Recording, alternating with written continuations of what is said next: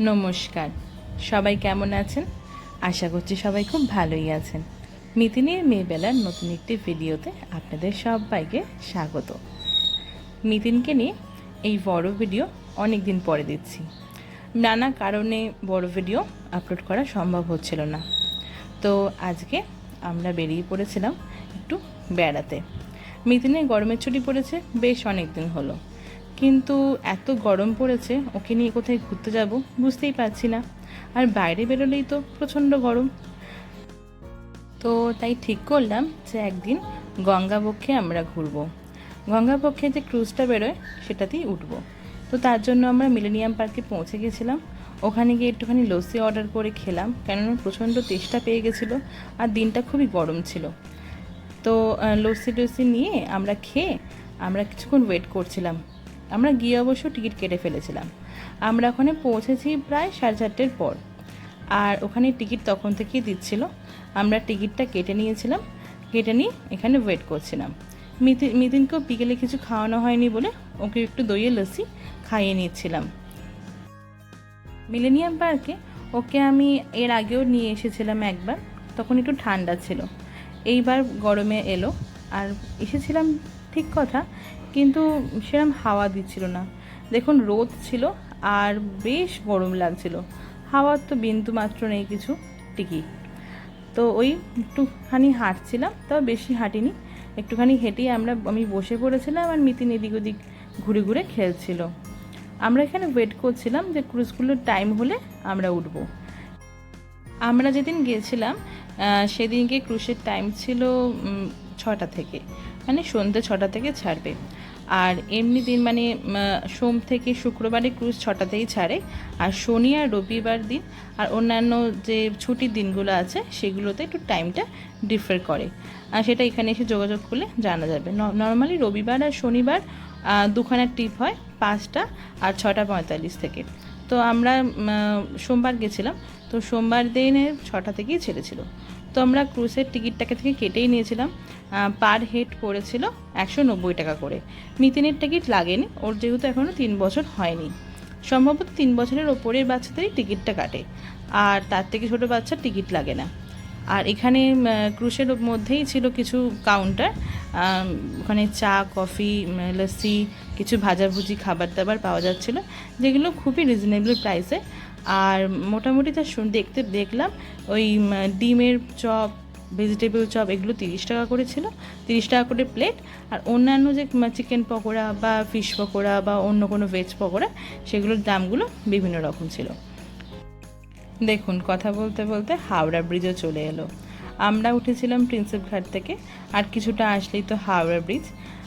বেশ ভালো লাগছিলো জানেন তো, সবসময় ব্রিজের ওপর দিয়ে যাতায়াত হয়েছে, আমরা গাড়ি করে ব্রিজের ওপর দিয়ে গেছি, কিন্তু ব্রিজের নিচ দিয়ে গঙ্গার ওপর দিয়ে একটা অভূতপূর্ণ অনুভূতি হচ্ছিল। মিতিন তো হাঁ করে দেখছিল, ও তো মানে অবাক, ওর কাছে জিনিসটা একদম নতুন। ব্রিজও ক্রস করেছে গাড়ি করে, কিন্তু এইভাবে নিচ দিয়ে তো কখনো যায়নি, আমিও যাইনি। বেশ সুন্দর লাগছিল দেখতে, ঠিক সিনেমায় যেরকম লাগে না সেরকম। আর ওকে বলছিলাম, মিথিন দেখ কত সুন্দর লাগছে, দেখ ভিউটা। ও দেখুন কত কিছু বলছিল। তো বেশ ভালোই লাগছিল।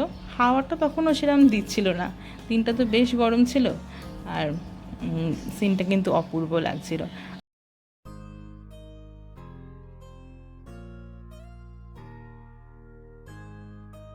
আমাদের ক্রুজটা এবার পৌঁছে গেছে নিমতলা বার্নিং ঘাটের ওখানে।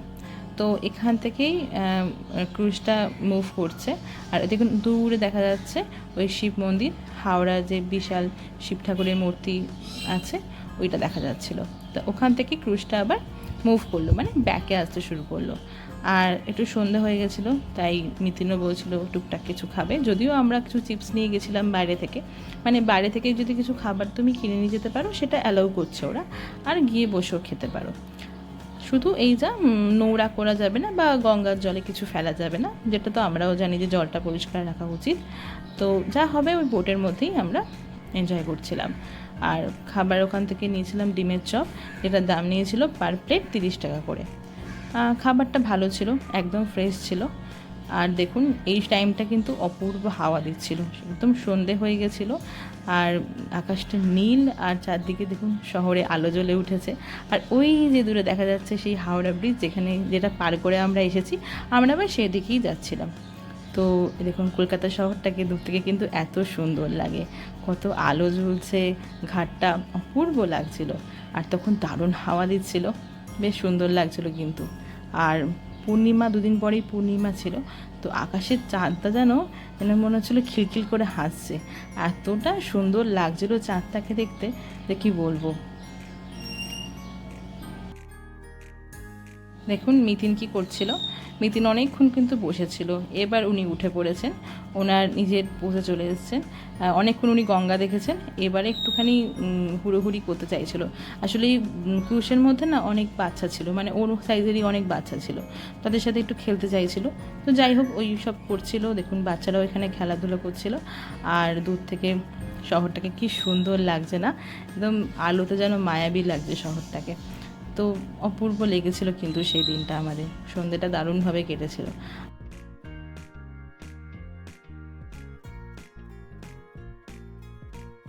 আর এই ঘাটটি হচ্ছে কলকাতার বাবুঘাট, আর তখন গঙ্গা আরতি চলছিল, কী যে অপূর্ব লাগছিল দেখতে।